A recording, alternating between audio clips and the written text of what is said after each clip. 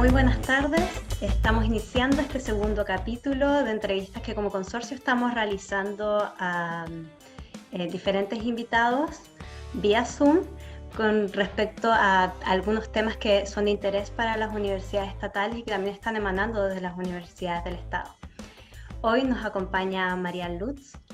Ella es académica de la Universidad de Valparaíso y representante también de la Mesa Técnica en Envejecimiento, la que coordina la línea de alimentos y nutrición de personas mayores. Muchas gracias por acompañarnos, María. Muchas gracias a ti por la invitación. Bueno, este último tiempo, estos últimos años hemos sido testigos de cómo poco a poco la población ha ido envejeciendo en nuestro país, ¿cierto? Es algo que sin duda es un fenómeno mundial, es algo que ya habíamos escuchado en Europa antes, pero pareciese ser como si en los últimos años, sobre todo en Chile, este crecimiento se ha ido acelerando. Eh, entonces sobre eso queremos hablar contigo, Mariana, y también sobre el envejecimiento saludable en general, que es sobre lo que ustedes investigan. Muy Entonces, bien. te quería preguntar primero, ¿en qué están aportando las universidades estatales en materia de investigación en este sentido? Mira, el hecho de que nos hayamos reunido las universidades estatales en torno a este tema que consideramos tan relevante para el país, tiene una serie de ventajas en cuanto al trabajo colaborativo en vez de la rivalidad, ¿no es cierto?, que era como el paradigma anterior. Ahora queremos colaborar. De esa manera podemos compartir recursos, compartir, ¿no es cierto?, recursos tanto humanos como equipamiento y hacer, yo diría que una de las cosas más importantes es hacer investigación inter y transdisciplinaria, porque cada universidad tiene fortalezas en algunas áreas, ¿no es cierto? Entonces puede aportar en mayor medida con respecto a otras y viceversa. Entonces esta complementariedad es muy importante, es una ventaja y algo que tenemos que usar. Y por otro lado también está representado todo el país. Como hay universidades de las regiones, entonces el hecho de cada localidad con su realidad, ¿no es cierto?, se pueden adaptar las situaciones a, como te digo, esta realidad local.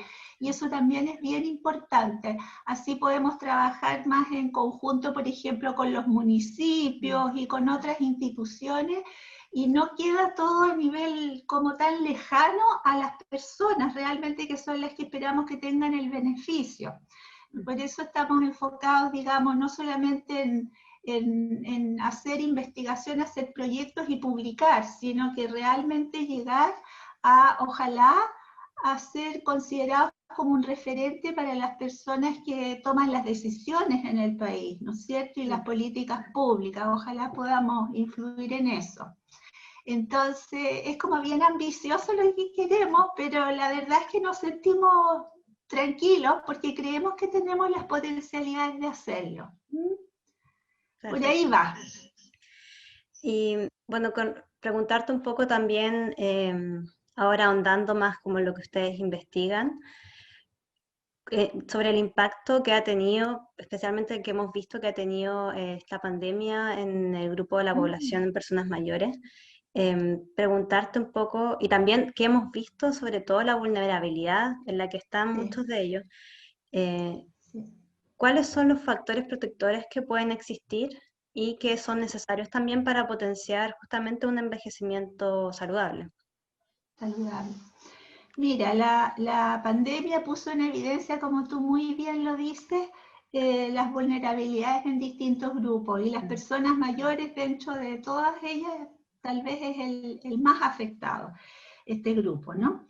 Y estas vulnerabilidades tienen que ver con muchos aspectos, aspectos de tipo social, aspectos económicos, aspectos psicológicos, cuál es el entorno de las personas, qué capacidad de autovalencia tienen, ¿no es cierto?, autovalencia o dependencia, tienen o no tienen autonomía en la toma de decisiones, cómo han sido en general los aspectos éticos cuando hubo que tomar alguna decisión a quién le pongo el ventilador mecánico, ¿no es cierto?, entre una persona mayor o una persona más joven. Es decir, se han despertado numerosos cuestionamientos a qué es lo que está pasando, por qué estas personas son tan vulnerables.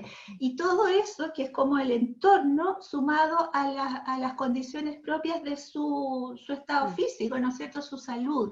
Entonces ahí también ha cobrado más relevancia esto que nosotros investigamos en forma quizá más particular, como por ejemplo qué relación tiene la alimentación y la nutrición con el estar en mejores condiciones, ¿no es cierto?, para enfrentar una situación tan límite, o cómo está la condición física, si es un adulto mayor, una persona mayor que tiene una condición de fragilidad y de dependencia, por supuesto, ¿no es cierto?, que va a estar en peores condiciones.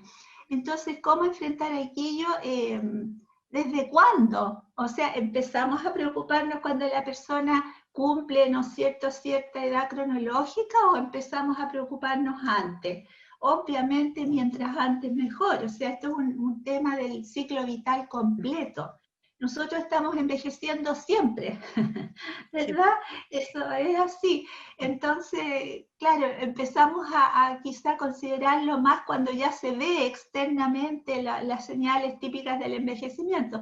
Pero si uno tiene un ciclo vital en que es, por ejemplo, que es el tema que me convoca más a mí, la alimentación y la nutrición han sido adecuadas durante toda la vida, tú vas a llegar mucho mejor, ¿no es cierto? Vas a llegar en mejores condiciones físicas, con menos comorbilidades, o sea, con menos enfermedades crónicas, no vas a necesitar tantos tratamientos, tantos fármacos, etc. Entonces, es un tema que realmente necesita un enfoque más, como te digo, global, más sistémico, no abordar cada tema por separado, sino que más en forma más integrativa. Perfecto. Y dentro, no sé si quieres que apunte un poquito más a la parte de alimentos y nutrición, ¿sí? ¿O no? Perfecto. Claro, porque aquí, por ejemplo, dentro de las cosas que más llamaron la atención en cuanto a la vulnerabilidad, ¿no es cierto?, de las personas mayores, es que esta pandemia, o sea, el virus en realidad produce algunos efectos que tienen mucho que ver con dos procesos que son claves en el envejecimiento, que son el estrés oxidativo, la oxidación, ¿no es cierto?, y por otro lado la inflamación. Y resulta que dentro de los alimentos que uno habitualmente está consumiendo hay numerosísimos componentes, tanto nutrientes como no nutrientes, que son justamente protectores de estas dos situaciones. Entonces, una alimentación equilibrada, ¿no es cierto?, y de buena calidad, obviamente te va a generar una nutrición que te protege, digamos, en la respuesta que tú puedes tener a esta y a otras muchas circunstancias, digamos. Perfecto. Marian, y solo para aclarar, tú hablabas de la alimentación y la nutrición. ¿Puedes hacer la diferenciación entre ambos conceptos? Sí. Son dos conceptos diferentes, ¿cierto? Y en nuestro grupo por el momento estamos juntos, pero uno nunca sabe, todo esto es dinámico, quizás que algún día se desarrollen tanto que vamos a tener dos líneas. Bueno, mira, la alimentación tiene que ver con todo lo que es desde la producción de los alimentos, su procesamiento, su preparación, ¿no es cierto?, etcétera, hasta que llega al plato. O sea, alimentación es lo que tú vas a comer, todo es del organismo para afuera. En cambio, la nutrición parte desde que tú ingieres ese alimento, o sea, todo lo que ocurre dentro del organismo.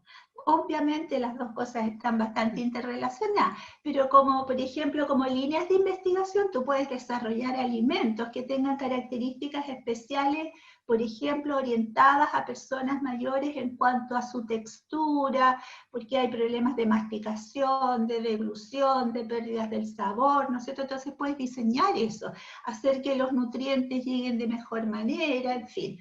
Pero por otro lado, la nutrición te dice qué es lo que realmente necesita esa persona, qué nutrientes, en qué cantidades, asegurar que esos nutrientes van a ser realmente utilizados, aprovechados en el organismo, qué tipos de problemas son frecuentes en las personas, por ejemplo, te digo, la constipación. Entonces, ¿cómo podemos a través de un buen aporte de fibra, de frutas, verduras, vegetales en general, podemos contribuir a eso? ¿Cómo podemos influir en la microbiota intestinal, que está involucrada en muchísimas enfermedades también, incluso en si andamos de buen ánimo o no, ¿no es cierto? Entonces, te fijas, es más, la nutrición es más como de bioquímica y fisiología. En cambio, la alimentación es más como de conocer los alimentos, de qué están compuestos, cómo se pueden preparar, etc. Y el patrón alimentario, entonces, es cómo tú armas tu alimentación. Son las cosas que vas repitiendo y que ahí es donde debiéramos, ojalá, actuar, ¿no es cierto?, para hacerlo más saludable. Perfecto. Bueno, estamos conversando con María Lutz, académica de la Universidad de Valparaíso, representante de la Mesa Técnica de Envejecimiento del Consorcio. Marian, quiero hacerte una pregunta más específica respecto a eso mismo. Con respecto a qué alimentos específicamente, por ejemplo, han demostrado en la investigación que pueden tener un impacto positivo sobre algunos aspectos para el envejecimiento saludable. Sí, mire, a mí no me gusta hablar de alimentos específicos, porque uno no come alimentos específicos, ¿te fijas? O grupos de alimentos, quizás. Son grupos. Entonces, el ideal, como te decía, es combinar, hay mucha investigación, ¿no es cierto?, que ha demostrado cuáles son los patrones alimentarios más saludables. Por nombrar alguno que es más conocido así por la gente en general, la dieta mediterránea, ¿no es cierto? Seguramente has escuchado hablar de ella. Bueno, pero ¿qué hay ahí? El tema es, ¿no es cierto?, que uno debiera privilegiar una alimentación que sea lo más natural posible. Es decir, bueno, primero que nada que tenga muchas plantas, muchos alimentos de origen vegetal, y dentro de eso una gran variedad. Variedades, por ejemplo, entre frutas, hortalizas, leguminosas, cereales, frutos secos. ¿No? Alimentarse como la gente se solía alimentar antes, sin tantos procesos. Preparaciones, ¿no es cierto? Las preparaciones, exacto. Entonces tú te das cuenta de que algo es menos saludable si es un producto que no existe en la naturaleza, porque quiere decir que son puros compuestos sintéticos que se armaron de una manera y tienen muchos elementos artificiales, digamos, que son incluso extraños para nuestro organismo, ¿ya? Entonces, más que hablar de, ¿no es cierto?, que debiéramos consumir mucha, por decir cualquier cosa, naranja, en realidad combinemos eso con otras. Bueno, y quisiera hacer un guiño a que el año 2021, el próximo año, 2021, va a ser el año internacional de las frutas y verduras. Ojalá se haga una campaña, ¿no es cierto?, porque la gente como que las mira menos, y ahí hay una fuente de salud extraordinaria. Perfecto, claro, se mira casi como un complemento a la alimentación actual y no que debiese ser quizás los elementos centrales de nuestra alimentación. Exactamente, así es, lo mismo las leguminosas, etcétera. El pescado también, ¿ah? Ojalá, démosle más difusión al pescado. Claro, nosotros también vivimos en un país donde tenemos una gran cantidad de mar, entonces en ese sentido es un recurso que podemos aprovechar mucho. Ahí hay otros problemas asociados también, que es la disponibilidad de los alimentos, su precio, su costo. Bueno, por eso son las políticas públicas, ¿te fijas?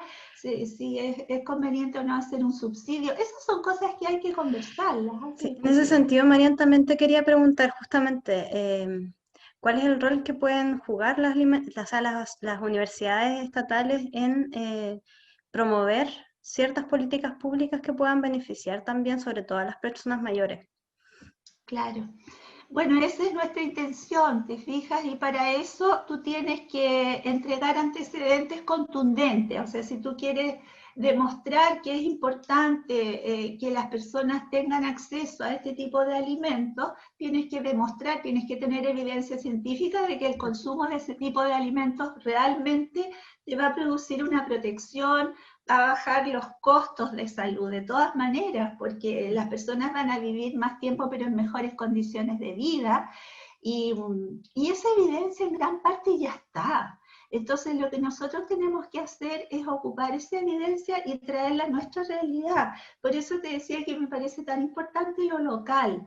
Por ejemplo, hoy en día no es solamente importante la calidad de los alimentos que consumimos, sino también la sostenibilidad. La sostenibilidad, digamos, a nivel planetario, pero también a nivel país, ¿no es cierto? Entonces, por ejemplo, privilegiar los circuitos cortos, que las personas ojalá pudieran consumir cosas que se producen dentro de su región, principalmente, que volvamos ojalá a usar más la estacionalidad. La gente se queja de que el tomate está caro, pero el tomate no es de esta época.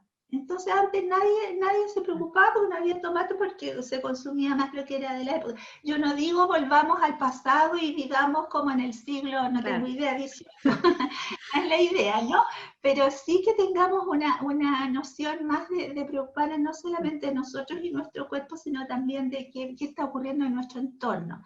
Y todo eso influye en cómo vamos a ir envejeciendo, obviamente. Es que de alguna forma, Marian, también esa conexión se ha ido perdiendo, o sea, mucha gente, por ejemplo, no sabe ni siquiera de qué estación debiese crecer o no el tomate, ya las cosas, las frutas y verduras las tenemos disponibles de alguna forma, nos acostumbramos a tenerlas durante todo el año. Entonces, es interesante lo que dices respecto a recuperar ciertas cosas que al final también van a impactar de forma súper positiva en nuestra calidad de vida en general. Y si tú te fijas, ese tipo de cosas es una educación que debiera partir muy en los niños. Entonces, claro, ya ahí estamos fomentando cómo van a alimentarse durante toda la vida y van a llegar mucho más saludables a edades cronológicas más altas, digamos. Perfecto.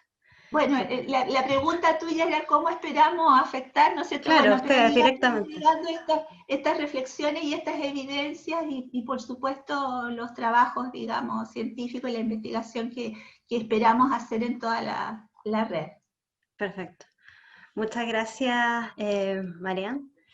Queremos agradecerte también por estar acompañándonos en este segundo capítulo de nuestro ciclo de entrevistas y también los dejamos a todos invitados a seguir viéndonos en los próximos capítulos y las próximas entrevistas que vamos a realizar como Consorcio de Universidades. Muchas gracias. Muchas gracias, gracias a ti, adiós.